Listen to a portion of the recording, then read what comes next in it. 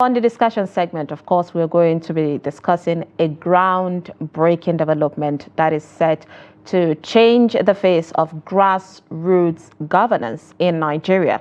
So the Supreme Court's landmark judgment granting autonomy of the local governments is what we'll be dissecting this morning at this hour.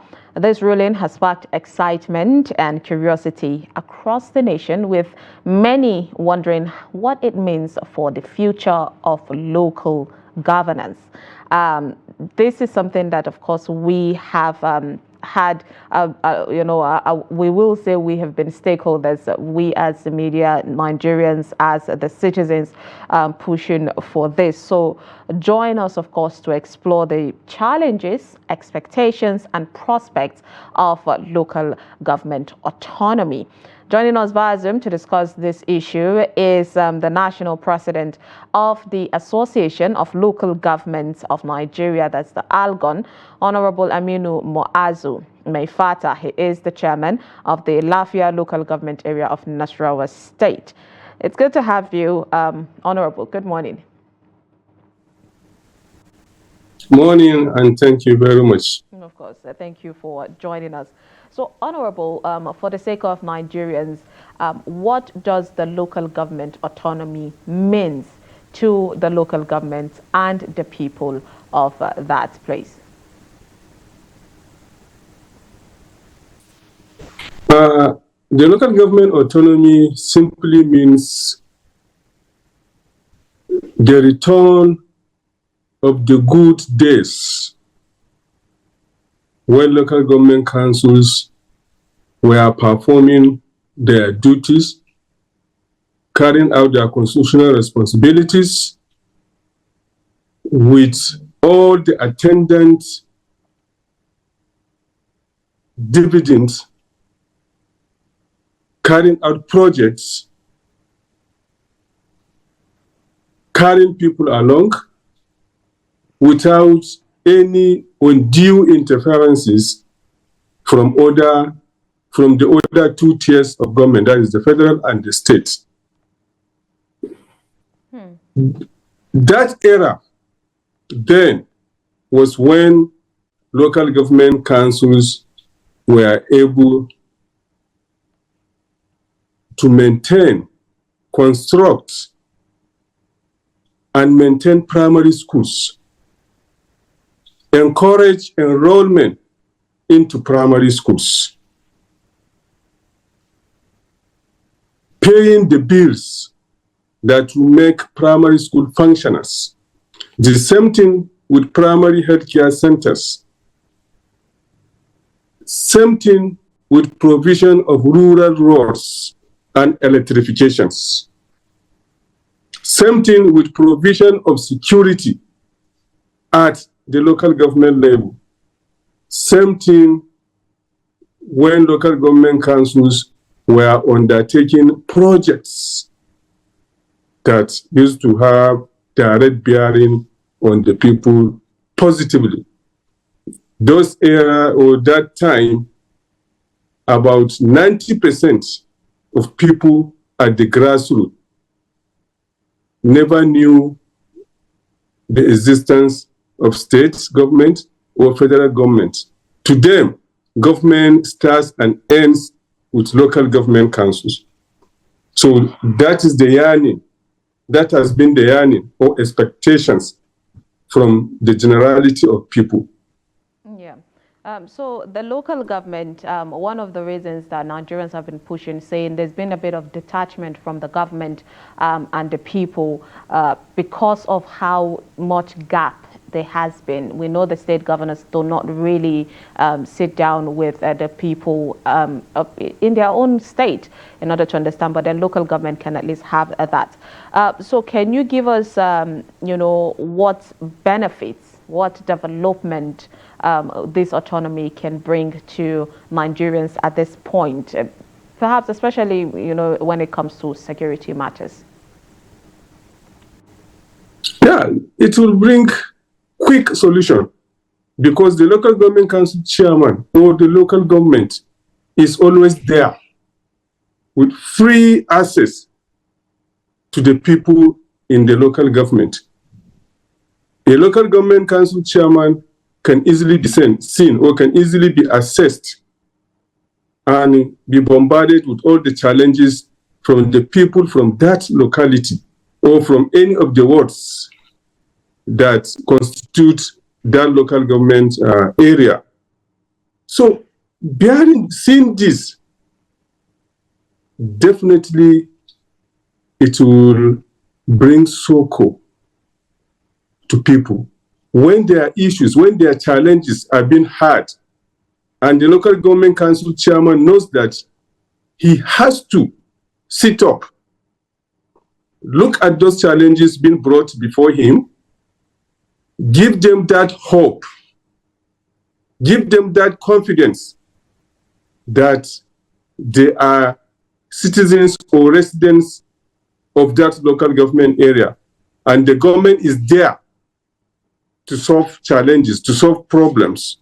So if this is so, security is one of the major challenges we are facing now. And the local government council chairman is the chairman of the security council of that local government area. And all the security agents or agencies that are being posted or have been posted to that local government area, be it area commander, be it DPOs, the DSS, each and every one of these agencies has or have their offices in local government area. So he can easily call them in time of challenges. He can easily summon them when they know that actually he is the chief security officer. And this is what has been happening. But when you summon all this in order to tackle security, you summon the traditional institution, you summon each and every stakeholder that has a stake to contribute in solving the security issues, he will quickly come. But at the end of the day, when you have good policies, you have good solutions on how to tackle this, the next thing or the major thing is finance. When you don't have the financial wherewithal to undertake or to confront these challenges, then all these issues will just be on the drawing board without implementing them. So with this autonomy, most especially those states that don't allow local government councils to operate with full financial autonomy or with full administrative autonomy, in fact, it will be a game changer now. The Supreme Court judgment, the finances will be there. The local government council chairman can easily direct, after going due process, to apply the funds so as to hit that kind of security challenge and tackle it headlong so that the people in his local government area can go to sleep. Indeed. Because it is not easy for the people at the grassroots to easily get access to the governor of the state to address or to take their challenges too, because the governor has overwhelming task. He has overwhelming responsibilities on him for the entire local government, for the entire local government areas in the state and other constitutional responsibilities.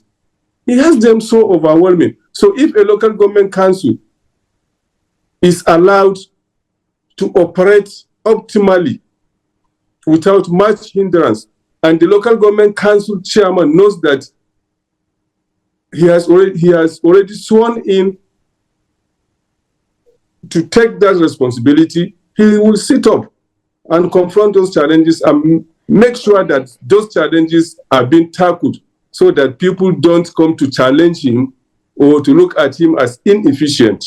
Yeah, I agree with you on that one. One of the things, reason why people were pushing for it is that we can know who to hold accountable. So yeah, it gives, the local government chairman that sense of responsibility and knowing that he can be held accountable by the people because they know him and they can connect with him. But talking about this autonomy that we've been pushing for and calling for the longest time, and it's happening now. What do you think the challenges would be when it comes to implementation of this process? Are you a bit skeptical or fearful about how the implementation would work? I'm not skeptical at all, because we know Supreme Court is the apex court in the land.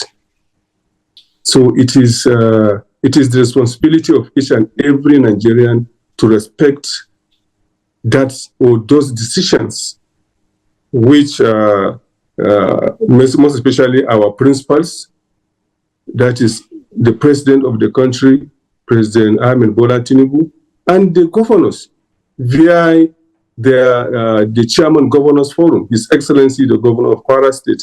They all made statements backing and committing to the full implementation of the entire judgment. So we don't expect any challenge. The only challenge is, just like we held our neck about 3 days ago in Lafia, that is comprising all the 36 ALGON chairmen. There we had thrown it to ourselves that the challenge we are going to face now is we need more sensitization. We need more enlightenment, most especially the present crop of local government councils chairmen in the country.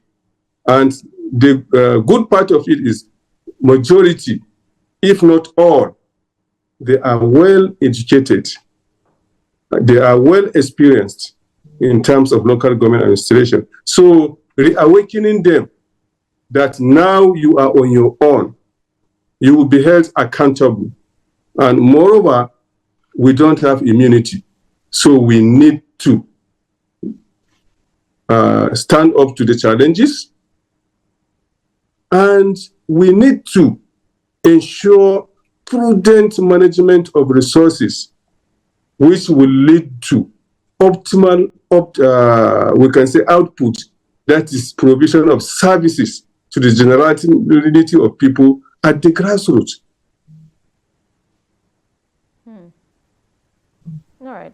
So the ALGON has been working, of course, to promote the local government autonomy from the state. What are the expectations and future outlook of this autonomy? The expectations and future outlook are so overwhelming. People have high expectations from local government councils across the country. Now, what they are saying is, now local government councils, you have the autonomy. Before, some states, when you go, they always tell you they don't have funds to undertake this or that. Now, you have the meat and the knife with you as a local government council chairman. So since you have that, it means you are bound to perform. You are bound to make sure that your statutory responsibilities, statutory obligations are being carried out to the fullest, to the latest, to the last point, so that these high expectations from Nigerians will not go in vain. These high expectations on the issues of tackling security challenges, on the issues of providing basic amenities are being obtained or are being dished out to the people at the grassroots. They will go a long way to justify their expectations on why they are jubilating because local government Supreme Court has declared that autonomy or implementation of that autonomy. Like I always say, the autonomy has been there in the Constitution, but just the will to implement the autonomy had been what had been lacking in majority of the states.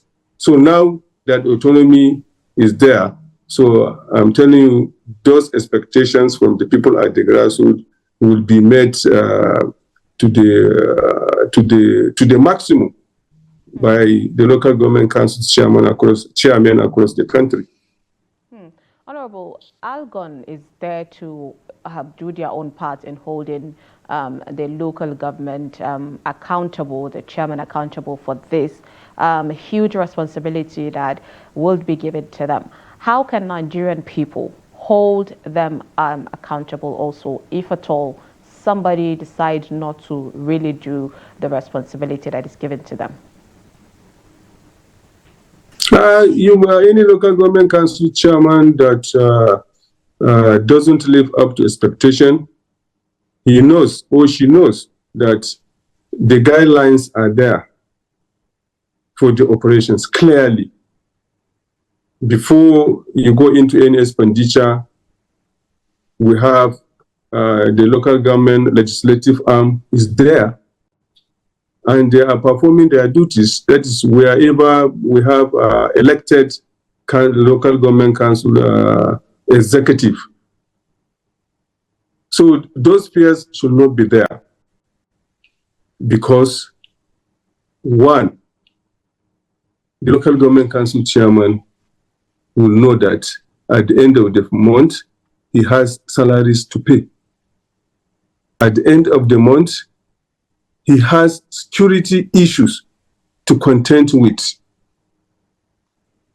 At the end of each month, as a local government council chairman, you have a lot of internal expenditure to be attended to, with a view to making the administration so smooth so that people will not be allowed to suffer unnecessarily. So with this at the back of our minds, or our minds, we are pretty sure that all those fears will fizzle out. Talking about fears, I know I placed the two questions at the same time, so I'm going to revert to that one. What will the ALGON do, to hold the local government accountable for effective management, of course? We need to. We are planning to hold a kind of retreat first to all the council chairmen across the country to be reawakened on their responsibilities and the expectations of the people at the grassroots. Likewise, our staff, we are going to retrain them. We are going to get them refreshed on their responsibilities. Likewise, the legislative arm of the local government councils, we are going to kind of work out a retreat or workshops, or organize workshops for them to know their responsibilities. Once each and every person, that is the executive in the local government council, the legislative, and the bureaucracy, know that these are their responsibilities, which will culminate into real check and balances within the council administration. I'm telling you, we don't need any external eagle eye to tell us to do the right thing. You know that if you are not going the right way, the legislative arm will check you. If the bureaucrats are not doing the right way, the executive arm of the council would make them sit up. So with this system of check and balances, and with organization of retreats and workshops to be aware more of the responsibilities on each and every one of us, I'm telling you, the efficiency we are looking for there will be there. All right, let's talk about connections now. While we pushed for autonomy, it's not like we're saying everybody should be apart. You know, there should be a bit of synergy. We've seen synergy between state government and the federal government as well. At the end of the day, the one main point is for Nigerians to be comfortable, for the country to grow.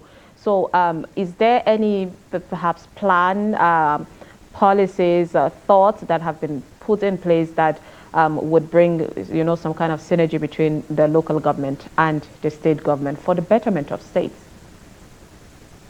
Yes, we discussed that, and it was one of our resolutions at the last NEC meeting we held last Friday.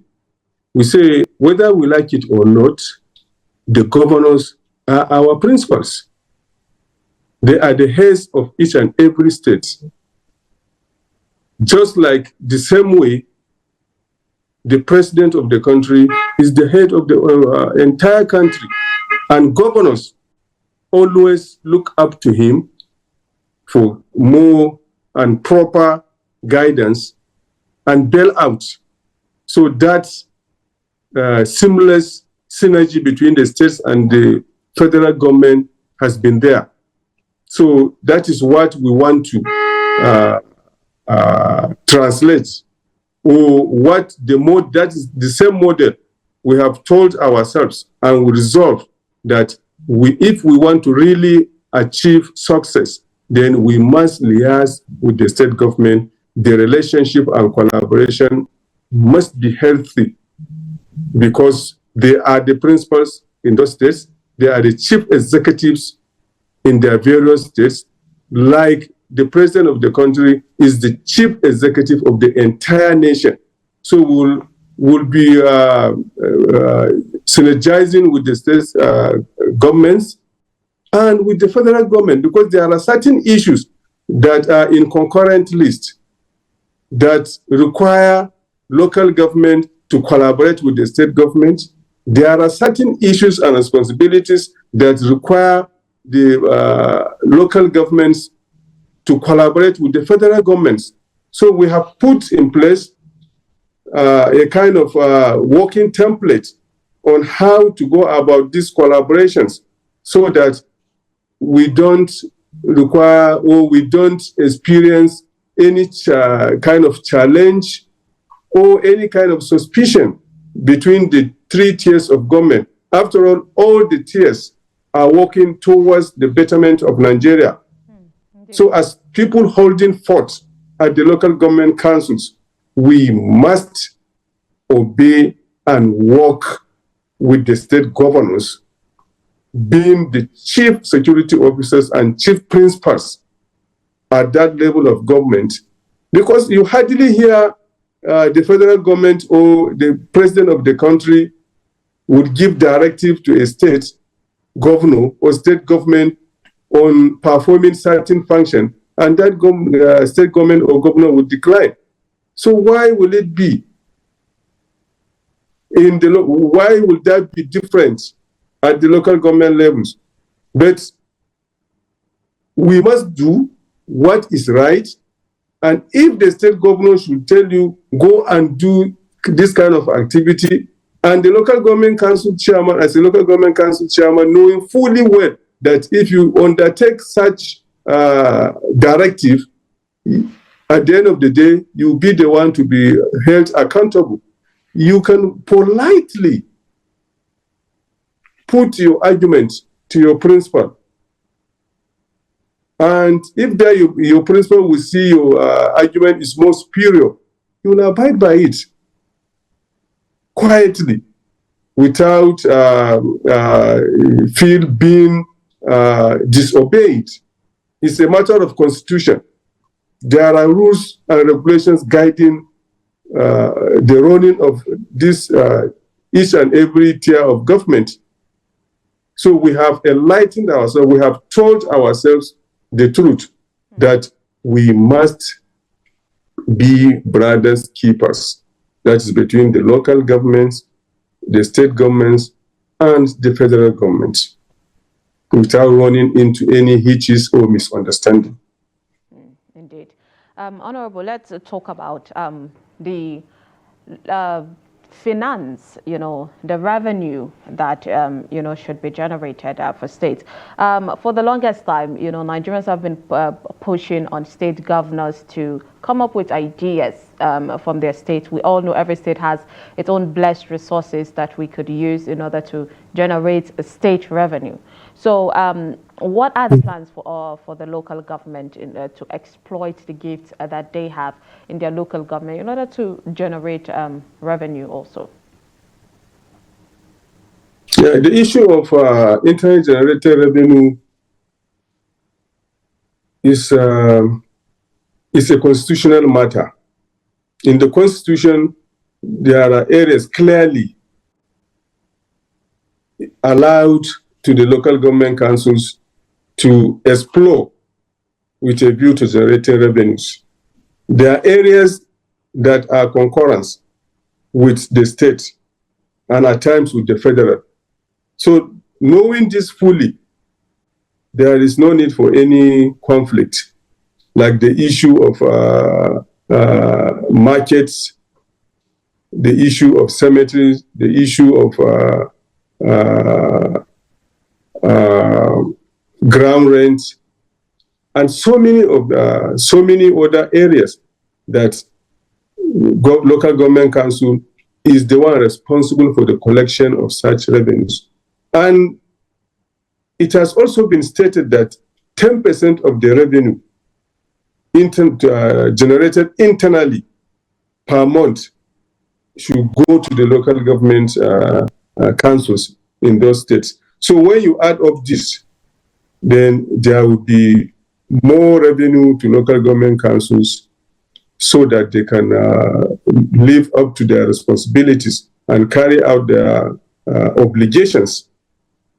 So this issue of intergenerational revenue, I know quite well that some states and their local government councils have a kind of MOU, because states, they have more experts in the field of revenue generation. So they can agree on how to work it out. But in some states, the revenue had been taken out, the revenue generation items which are within the constitutional responsibilities or of the local government councils have been taken completely away. So with this autonomy, I am sure such action will be reverted back. If there will be MOU, that MOU will be strictly adhered to so that local government councils are not shortchanged. Because whether we like it or not, what we are getting from FAC cannot be 100% sustainable in terms of expenditure and expectations on local government councils in the country. So the IGR must be explored fully so that the real dividend of democracy can be felt at the grassroots level, most especially when it comes to the local government council's responsibilities. Indeed, comrade, honorable rather. Let's talk about this. So if you say comrade, you are not wrong. Honorable, are you still with us? So basically, I'm going to move on to the question, talking about this revenue. One thing that would definitely give Nigerian kudos for is the fact that we do generate revenue, but sometimes it tends to come with a lot of misappropriation of this revenue into going into intending, decisions or a structure or infrastructure that it could be used. One of the main worries in our country today is illegal mining. And we know that with resources like that, a state and even the country at large can benefit from. But one of our concern is corruption, which our own government has been fighting for the longest time. So in the meeting, NEC meeting that ALGON had, is there any measure put in place in order to make sure that this revenue, this money, these resources are managed well and, for the benefit of the people? Yeah, we had told ourselves the truth. On the issue of mining, there are what we call community development understanding with each and every investor, not even in mining, coming into a local government council, if really wants to invest positively in that local government area. Then there are guidelines to that, and for each and every investor to undertake, more especially in terms of corporate social responsibilities. So having this in mind, we told ourselves the need to attract more investors. But these investors must adhere and obey the rules of engagements and obey the rules and policies of our country, so that the direct communities, those communities that are going to bear the burden of this investment, would feel the positive impact of the investment or of the resources that nature has given to them. And if these resources eventually become a reality, how can we apply those resources? We have set ourselves the modus operandi by engaging each and every level of stakeholder to be part of the management team of the expected revenue, despite the well set out platform on how local government councils can be disbursed. The procedure is there.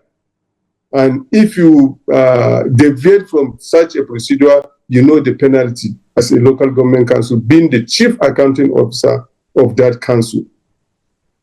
So with this, I don't think there will be any diversion of local government council funds or application of such funds to areas that we know will not benefit our people. We told ourselves to try and avoid that, and we told ourselves to be security conscious. You know, any inflow of investment comes with its own kind of disadvantage. That is this issue of security at the mining sites and the like.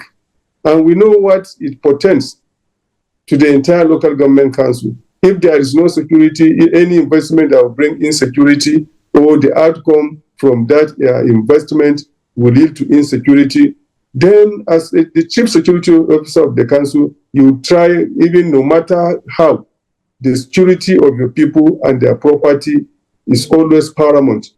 We can turn away our faces and do the right thing so that we restore security first, before we think of the financial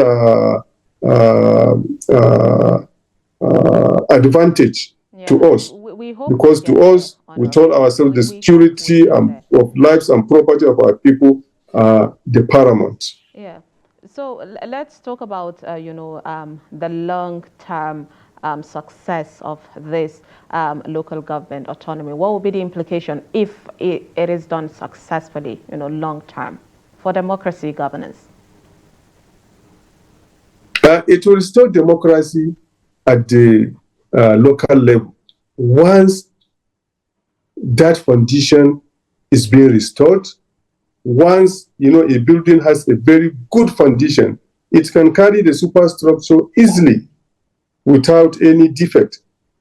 So the foundation of democracy at the local government level is what can restore the confidence of the electorates and what can do away with a lot of malpractices in terms of election. because once the people at the grassroots are enlightened, they know how to go about conducting themselves, how to go about exercising their franchise at the local government level. Definitely, when it comes to other elections, in fact, it won't be a new thing to us. And part of what we are saying, what majority of the people are saying, is let the right thing be done by making sure that the local government councils election have uniform tenure across the country. Let there be one independent body, that's truly independent electoral body, that will conduct local government councils in various councils or in various local government areas across the country, so that each and every person vying for any elected position at the local government council will have that trust that if I go into this exercise, once people speak or once people elect a chairman, that the decision of the people will stand. Indeed. Without any maneuvering. Yes, it's all about the people's choice. I understand that, and we hope that happens. Still pushing on that for it to happen. Appreciate you. I have a lot of questions, you know, from Nigerians that I honestly wanted to dissect into, including development, but I'm going to leave you with it. You might not answer. Hopefully, we'll get to have you back to discuss it, which is future development plan on local government, because when you go to our local government, you realize that they are not feeling the impact of the government at all. There is lack of road, a lack of good hospitals, primary healthcare are in a poor state. There is no basic water, water, food, things like this. And these are all of the things that we're hoping the local government can do for us, Honorable. So I will leave you with this, hoping that you people would dissect it, and hopefully, you know, when the autonomy is fully implemented, we can get to talk about this progress for our people. Appreciate you, Honorable Maifata Mu'azu, the National President of Association of Local Governments of Nigeria, ALGON. Thank you so much for joining us. You're welcome, always. Thank you. And with that, we will take a very quick break. And when we come back, we'll just take a sneak peek of what is happening, what has been said in the front pages of the national dailies. Don't go anywhere. We'll be right back.